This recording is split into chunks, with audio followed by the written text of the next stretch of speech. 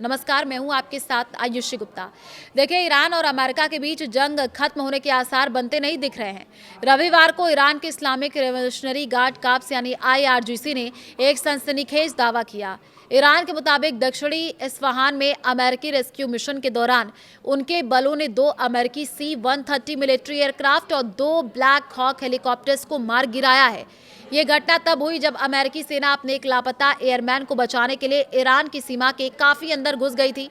अमेरिकी राष्ट्रपति Donald Trump ने सोशल मीडिया पर इस मिशन को इतिहास का सबसे साहसी रेस्क्यू ऑपरेशन करार दिया है।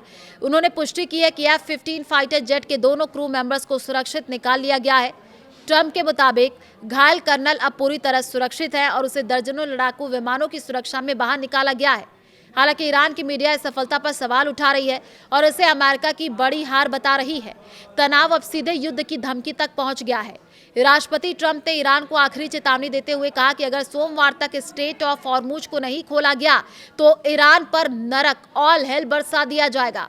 उधर ईरान के सैन्य अधिकारियों ने भी कड़े शब्दों में कहा है कि अगर अमेरिका और इजराइल ने उनके इंफ्रास्ट्रक्चर पर हमले जारी रखे तो उनके लिए जहन्नुम के दरवाजे खुल जाएंगे।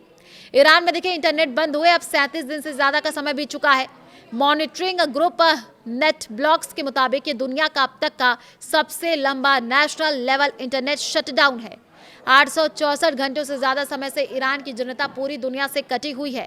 जानकार ये मानते हैं कि इस ब्लैकआउट की आड़ में ईरान अपनी सैन्य तैयारियों को आंतरिक विद्रोह को दबाने की कोशिश कर रहा है।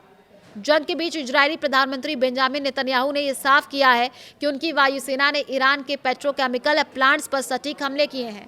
इजरायल का तर्क है कि ये प्लांट्स ईरान के लिए मनी मशीन की तरह हैं, जिससे वो आतंक की फंडिंग करते हैं।